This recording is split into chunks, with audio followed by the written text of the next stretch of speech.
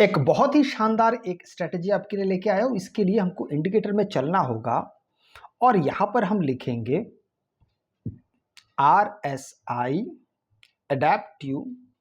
ध्यान से देखिएगा, RSI एडेप्टिव आप जैसे लिखते तो यहाँ पर एक इंडिकेटर आपको दिखाई दे रहा है T3, RSI adaptive T3 and SAR strategy. इसको हम अपने चार्ट पर लगा लेंगे। अब जैसे ही चार्ट पे लगाते हैं तो आपके सामने एक बहुत सुंदर सा शानदार सा एक स्ट्रेटेजी, एक इंडिकेटर आपके सामने आ गया है। अब इसमें कुछ काट छाट हम करेंगे। इसके लिए इंडिकेटर सेक्शन में हम जाएंगे और इसके स्टाइल में जो इनपुट में जो भी वैल्यू दिया है उसको वैसे ही रखेंगे। बस कुछ चीज़ों की हमको आवश्यकता नहीं है। इन 3 चीज़ों की आवश्यकता नहीं है, trades on chart, signal labels और क्वांटिटी। इन तीनों को अनचेक कर दीजिए। अनचेक करने से और नीचे आइए, लेवल्स ऑन प्राइस है ये वाला, इसको भी अनचेक कर दीजिए। जैसे आप इसको अनचेक करते हैं, अब देखिए, अब यहाँ पर जितने भी थोड़े मोड़े वो जो लिखे हुए थे ना, और यहाँ पर जो चमक रहा था कुछ लेवल्स, वो सब खत्म हो गया। अब चार्ट थोड़ा साफ सुथरा दिखने लगा है। एक एक करके इस इंडिकेटर की विशेषताओं के बारे में मैं आपको बताता हूं और चीजों को समझने का प्रयास कीजिए।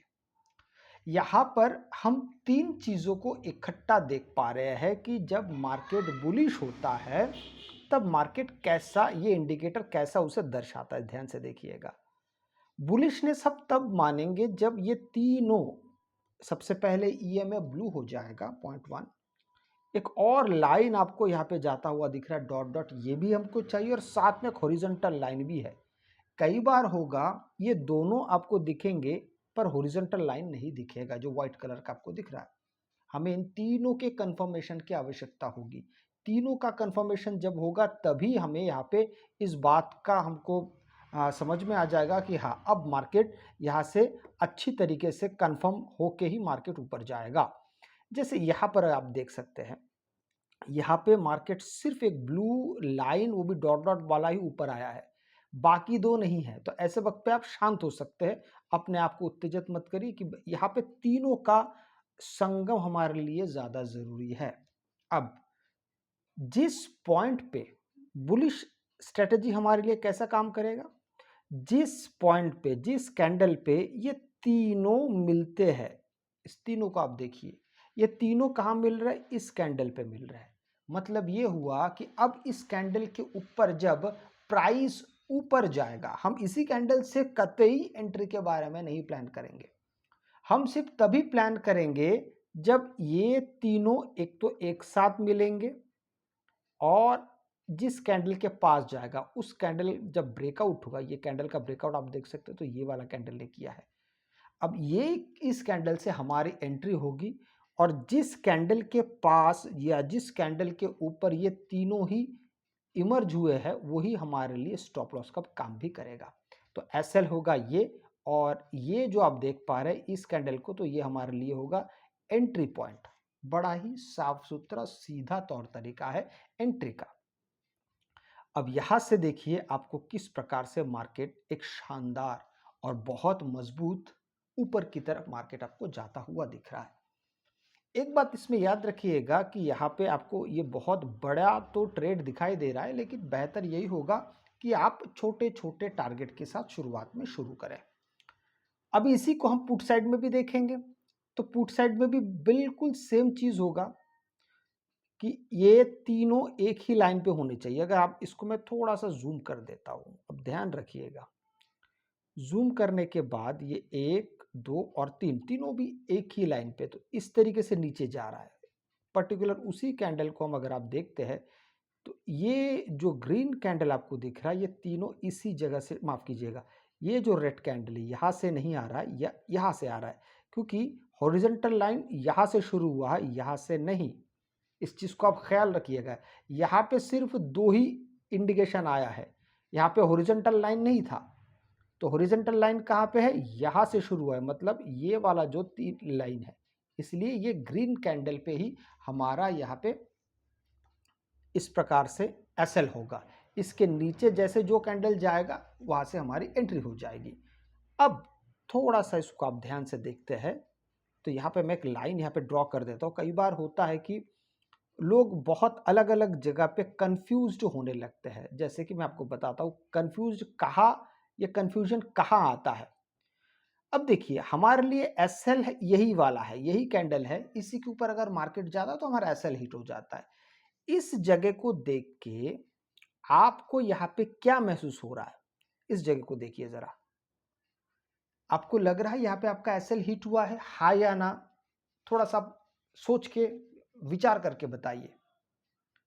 बिल्कुल, ज्यादातर लोग कह रहे हैं कि यहां पर एसएल हिट हुआ है, लेकिन मैं आपको बताता हूं प्राइस एक्शन काम कैसे करता है। जब कोई कैंडल के बॉडी, जैसे ये वाला कैंडल हमारे लिए एसएल है, इसके ऊपर जब दो ग्रीन कैंडल एक के ऊपर क्लोज होंगे, जिसकी बॉडी क्लोज होगी, ये बॉडी है, विक नहीं, बॉडी तो नीचे आके क्लोज हुआ, सिर्फ विक ऊपर जा रहा है। तो अगर सिर्फ विक ऊपर जा रहा है मतलब यहां पर सेलर्स स्ट्रांग है, बॉडी नीचे चली आई है। तो सिर्फ अगर विक ऊपर जा रहा है इसका मतलब कतई आपका एसएल हिट नहीं हो रहा है। यहाँ पे पूरी बॉडी यहाँ पे बंद होनी चाहिए, पूरा ग्रीन कलर का, और एक के ऊपर एक, सिर्फ एक ग्रीन कैंडल से, मान आपका ये एसएल है, ये एसएल है, इसके ऊपर अगर एक ग्रीन कैंडल क्लोज होता है तो आपका एसएल हिट नहीं हुआ है, उसके ऊपर दो ग्रीन कैंडल चाहिए। और हमारे लिए सुविधा क्यों होता है, स्टॉप लॉस छोटा है, इसका सबसे बड़ा कारण है कि आपका यहाँ पे जो टाइम फ्रेम वो बड़ा छोटा है। हम 1 मिनट टाइम फ्रेम पे काम कर रहे हैं, तो 1 मिनट टाइम फ्रेम पे आप जब 1 मिनट के टाइम फ्रेम पे काम करते हैं तो आपके लिए स्टॉप लॉस भी बहुत छोटा सा हो जाता है।